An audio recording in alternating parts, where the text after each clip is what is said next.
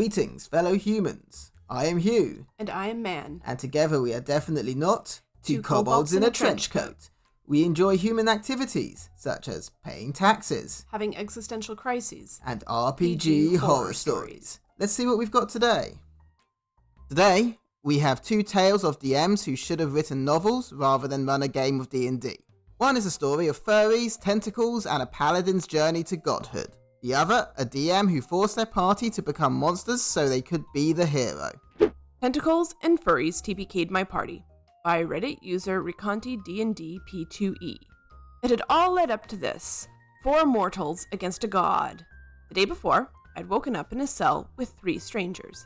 A couple of halflings, druid and rogue, that were checking each other's wounds to make sure that they were all right, and a half-elf, paladin, with sunken eyes.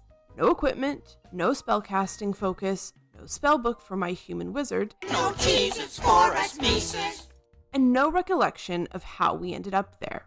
When we eventually escaped our cell, we found that our captors were wolvers, humanoids with wolf heads. Their behavior and social structure was similar to that of fantasy orcs. Their strength was in their numbers, they dined on other humanoids' flesh, and none of them was the sharpest tool in the shed. After finding our equipment and freeing other prisoners, we realized our situation hadn't improved. The prison was on an island surrounded by a stormy sea. However, there were no available ships on our side of the island, and the other was brimming with hundreds and hundreds of wolvers. Many of the captives were kids and non-combatants, and we couldn't drive them into a reckless, pointless, and suicidal charge even if we wanted to. Standard premise so far, escaping a prison island where there's hundreds of enemies. I like the idea of there being lots of captives who aren't necessarily combat proficient there. Particularly with children there, it gives the party something to think about. Half the D&D parties out there might just think they've got a great number of human shields, but it's nice to see a party with something of a moral compass. At least they're not trying to use children as meat shields like some disaster parties do. But I will say I do like the premise. You wake up in a prison, you don't know where you are, don't know how you got there, you don't have any equipment. It makes for an interesting dungeon crawl to begin. It became clear that we had been brought to the island to complete a ritual for the wolvers. Their god had been chained by 4 guardians against which the wolf humanoids were powerless. If we wanted to save ourselves and the other prisoners, we had to defeat the guardians that were capable to hold an evil and chaotic deity. We were level 5. But we weren't ready to surrender yet. Once we freed the wolf god, we vowed to destroy him once and for all, or die trying. The battle against the Guardians was surprisingly easy. The rogue enjoyed the help from my owl familiar to always apply sneak attack. Our paladin picked up a longsword that allowed him to deal 3d6 additional necrotic damage every time he hit with it, and the druid used his wildfire spirit and scorching ray to burn everything in his path, while also throwing the occasional healing word when things got dire. I'd built my abjuration wizard to survive a couple of hits by starting with a level of artificer, while also debuffing enemies with phantasmal force and web. However, all was not well. Our paladin was having visions of his deity, an eldritch abomination from outer space. He started to be able to use fleshy tentacles to strike the enemies in combat, but when he did, he entered a frenzied state where he regarded everyone as his foe. Me and the halflings debated attacking him to put him down, but his strength was needed in the final battle against the evil deity. Also, PvP was rarely fun in D&D, even when everyone's in on it from the start, and this was not the case. Uh-oh, tentacles. That spells trouble. It's an interesting concept, him sprouting tentacles and attacking enemies. I think it's interesting because it's similar to like rage almost, like a barbarian has, but not at the same time. I do wonder, like, was this the DM's idea? Was this the paladin's idea? What's going on here? I'm not familiar enough with paladin subclasses to know if this is something he should be doing or something added in. Just as soon as tentacles come into the story, I immediately get concerned about what might be about to happen. As somebody who is currently playing a paladin, this is not a subclass. This would be something that the DM or the player or both added in for extra flavor. My paladin right now, she has the ability to basically enter rage if she hits, I think, under a certain amount of HP, maybe 10 HP or something, where everything is a crit. It's fun to have that kind of extra flavor, especially when you have a tanky build like a paladin. I like the concept, personally. I'm just nervous where this is going. As the fourth guardian fell, a magic door opened before us. We looked at each other. And we each said, okay. An improbable group of adventurers woefully unprepared to fight a god, but had learned to trust each other's strengths and cover for each other's weaknesses. Our resources were not depleted. We were able to finish a long rest before the final confrontation. The rogue, the druid, the paladin, the wizard, and the DMPC, elven cleric, which rarely used their spells in combat, was essentially an underpowered fighter, crossed the threshold of the wolf god's den. That was the last time we ever had any semblance of agency. The god's form was that of a hulking behemoth of a wolver with 2 heads. The DM announced that the cleric was casting Blessed out of initiative. After that, everyone was asked to roll a wisdom saving throw. I was ready to fail it as wisdom was my dump stat and I did not have any proficiency in a saving throw. But I rolled a 19 on the die and a 3 on the d4, bringing the total to more than a respectable 21. Funnily enough, the rogue also rolled 21, and the 2 PCs that had proficiency in wisdom saving throws both rolled a 13. The cleric didn't roll. Why didn't the cleric roll? That's immediately suspicious right there. If it's a DM PC or even an NPC, it's still affected by everything going on, and any good DM should roll for the characters that are fighting on the player's side and not just against them. They're there. They're subject to all the same rolls and checks. The wolf god takes an enormous axe and effortlessly splits the druid in half from head to toe. We were stunned. Why was that the consequence of a failed wisdom saving throw? Why did only the druid die and the paladin was fine? Why weren't we in initiative yet? The druid player was not happy and started to pick up his things to leave. Me and the rogue declared our intent to fight. However, the paladin was suddenly behind us with tentacles around our throat. No rolls necessary. The DM asked the paladin what our fate was to be, and the paladin, realizing we wanted to fight, choked the life out of us. Then the DM and the paladin started to discuss how the wolf god would become his next deity and the terms of their contract. 10 minutes of one-on-one roleplay while the other 3 members of the party were unsure what to do. Is this the end of the session? Are we going to have an afterlife scene? Are we going to be resurrected to do the wolf god's bidding? Was the DMPC cleric going to save us? Then, the DM declared the session to be over. He was excited, satisfied, and utterly incapable of reading the room. The paladin was quiet and refused to meet our accusing eyes. How was the game, guys? The druid was the one to answer. Next time, just write an effing book. Oh yeah, that went off the rails real fast. They stopped playing D&D and just role-played what the DM and the Paladin wanted by the sounds of it. The fact that Paladin was not making eye contact and trying to be evasive there makes it sound like something along these lines was pre-planned between the two of them. Obviously, OP doesn't mention the relationship between these two, Paladin and DM, so are they a couple? Are they just close friends? Does the DM have a thing for paladins? Who knows, but it's clear that something's going on here. That basically meant these two just acted something out. Yeah, it's really bizarre to be like, okay, we're going into this big confrontation. Just kidding, y'all dead. Yeah, that wasn't a fight, that was an execution. Dude, seriously. On a failed wisdom save, like that should have been, first of all, that should have been a dexterity save, just saying. Yeah, definitely dex for that one. And a fail doesn't automatically mean that you die. This isn't an advanced spell like Disintegrate or Power Word Kill. This was an action with a weapon, as I understand it. Yeah, cool, it could be some kind of special strike or something, but it still shouldn't just instant kill a player as soon as they walk into a room or the final boss fight. That's just not fun for anybody. I would understand if DM rolled the damage and then it exceeded that of the druids and then he explained it. But the fact that it was like, yeah, no, he's been sliced in half top to bottom. Bye. As Druid says, write a novel next time. That's clearly what was going on here. Maybe they were. Maybe DM was writing a novel and wanted to act it out just to see how it would feel in a roleplay situation, to then see if it would be good in a book. But that's not fair for the players. Jesus Christ. Just tell them in advance if you want to act out a certain scene, just to see if it would be cool. Don't lure them in under a false premise of a D&D game. Yeah, they got one good battle. That was it. And then they all got killed. I would understand if it was like, this is an OP boss and you shouldn't be fighting it right now. But then as a DM, you would be warning them, being like, are you sure you guys want to do this? And you realize this is a wolf god. But they didn't, because their clear intention was to kill the party, except for the paladin, who was then to become a wolf god paladin, apparently. With tentacles. DM turns party into monsters. DMPC easily kills entire party by Mystery Fox 1618. This was the most bizarre experience I've ever had. It was meant to be a D&D 5e one-shot with homebrew elements run in person by someone I didn't know too well. I was invited by my friend who was another player, and they told me that this DM had been really good in the past. I took their word for it and agreed to join the one-shot. The party consisted of me, Bard, my friend, Cleric, Barbarian, and Sorcerer, and of course DM. The one-shot started pretty standard with no red flags.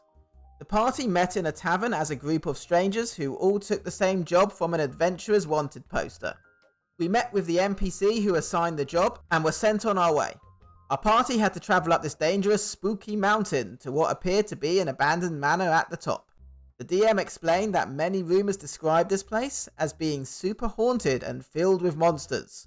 It was around Halloween in real life, so spooky themes seemed fun. I mean, I know we say this a lot of times at the beginning of stories. So far, so good. So far, so good. Catchphrase. But it's fun. We're at Halloween, we're doing a spooky dungeon crawl, and everything seems fun and fine and normal. And somehow I think this is all going to go downhill, which really sucks. I really hate it that these horror stories start out with such a good setup and then they just disintegrate. It's really frustrating. Halfway up the mountain, DM describes an encounter with a werewolf. This werewolf was extremely overpowered to the point where a group of level 5 adventurers would stand no chance against it. It was rolling attacks that did upwards of 25 damage per turn. I think the least amount of damage it did was 50. Suffice to say, my character did not live through the encounter, and neither did sorcerers. Cleric and Barbarian were able to flee the combat after Barbarian rendered the werewolf prone for 2 turns. Why? That's just my only question right here. Why? You haven't even entered the dungeon crawl yet. It could have been an encounter the party were intended to have fled. Obviously we don't have full details here, but it's quite common at low levels to be thrown at a powerful monster with the intention of fleeing from it and coming back to it later or setting up something else. We don't know if the party were given the opportunity for that or whether this was an outright onslaught. I mean, given the details that we do have where he says halfway up the mountain, that's when they encountered the werewolf. That does seem a little bit suspicious. That doesn't really seem like an encounter you're supposed to flee. That seems like an obstacle you're supposed to overcome in order to get to where you're going. Up a mountain, you probably only have one path. If it appeared behind them and chased them up and then gave up, or something happened, that threw it off, a boulder flew down the mountain and took out the werewolf just to scare them, that might be okay. Let's see. The DM asked us to hand over our character sheets, then gave us pre-made characters. I was playing an extremely powerful vampire that had abilities and powers I had never heard of. I assume these things to be the DM's homebrew. An example of one attack that was called Touch of the Undead, which functions similarly to Burning Hands, but with necrotic damage, and I rolled 5d12 for damage. It was crazy overpowered, and I was confused about why it was like this. DM explained to me and Sorcerer that our new characters were not yet in contact with the party. Our characters were awaiting the party's arrival in the manor up ahead. I asked if we were meant to team up with the party, and the DM got noticeably irritated with this question as if it was obvious what we were supposed to do. DM told me that Sorcerer and I would stop at nothing to see the party eradicated. Sorcerer mentioned that our characters seemed to be too strong for the Cleric and Barbarian alone, and DM told him that there was a reason for it. We carried on. Okay, so he killed 2 characters to turn them into different characters that he'd created that were essentially player NPCs. Yeah, he had these character sheets prepared, which implies the DM had this intended from the start. Maybe he was considering it as an option, but this feels like they've just been railroaded into playing 2 monsters in the campaign rather than 2 player characters. Yeah, it's kind of sus. And it's just weird in general. Like, why not just give everybody pre-made characters if that's the way you want to play it, instead of killing their characters and then making them be the pre-made characters? Cleric and Barbarian finally managed to make it to the manor after barely avoiding and escaping 3 other overpowered monster encounters. They both had extremely low health, and Cleric was almost out of spell slots. They tried to find an alternate entrance to the manor, not wanting to use the front doors that were obvious a trap. not wanting to use the front doors that were obviously a trap. But DM railroaded them into using the doors. As they entered the manor, they encountered Sorcerer and I. We all rolled for initiative, and the battle was over in 1 round. DM handed Cleric and Barbarian new character sheets that were also overpowered monsters. Suddenly, a paladin in shining golden armor burst through the front doors. "I have come to stop your reign of terror, monsters! You will pay for the innocent lives you've taken," he yells as he points his sword at you threateningly. You all recognize him as the legendary elf paladin Elwyn Claret, vanquisher of evil and slayer of monsters. The DM said this to us with all seriousness. We exchanged looks with each other. I don't think any of us knew how to react. The DM gave us a look that was a mix of irritation and confusion. "Aren't you going to attack him?" Barbarian rolled to attack, landing a nat 20 plus 7 to hit. It misses. The DM said with a smug smile. What the actual what? What the hell just happened here? That's nuts. Make them monsters in the first place. Don't make them think that they have some kind of agency. But instead, he breaks their will and then is like, "And here comes the hero." And it's way over the top and cheesy about it. And I'm sure that the players are like, what the actual what is this? Is he for serious right now? As a DM, you're supposed to run a campaign for the players to play. What he's done here, he's pulled an Uno reversal, and he has made the players be the monsters, and he's now role-playing the hero. That's nuts. I get it if you want a heroic character to accompany the party as an NPC, fine. But he's literally just made it so he can just slay the party with his overly heroic character. This is the problem with some DMs, is that they want to play so badly that they make it about their characters and their DMPCs. But he's taken it a step further by also making this DMPC unattackable, basically. Because the Barbarian rolled as good as you can roll, and it misses. Nat 20 doesn't guarantee a hit, but 20 plus 7 basically takes you over some of the highest armor classes in the game. I'm not sure anything has an armor class higher than that.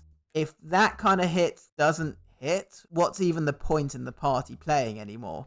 But I mean, a plus 7 strength modifier, which my paladin was that for a long time, that usually hits a lot as long as you roll over a 12. For context here, an ancient red dragon has an armor class of 22. So we should really be in comfortable hit territory here. We proceeded to get our stuff absolutely rocked by the DMPC. The paladin was hitting us with unreal amounts of damage and barely taking a single hit from us. I think we were able to hit him twice in total. I'm not sure what the paladin's AC was, but it was insanely high.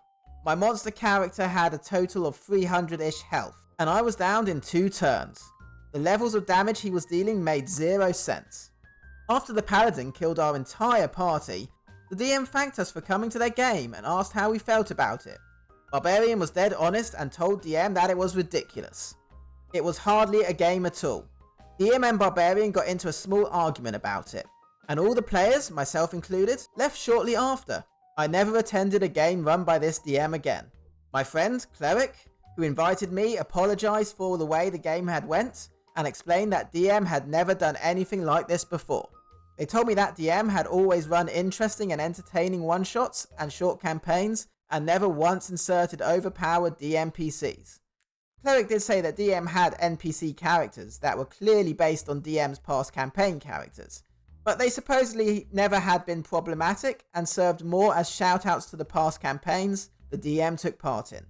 Cleric participated in another one-shot run by DM after this, and told me they left early because DM was inserting overpowered enemies, and Cleric didn't want to stick around for the eventual DMPC boss fights.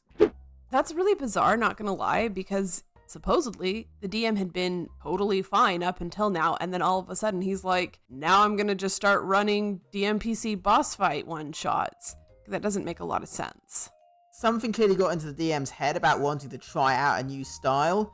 Maybe they wanted to try something new and creative, which is usually a good idea. This was a horrible idea, because it completely negates why the players are there. If you wanted to run this from the beginning, as the players being a load of monsters to fight a powerful DM NPC, that could be fun.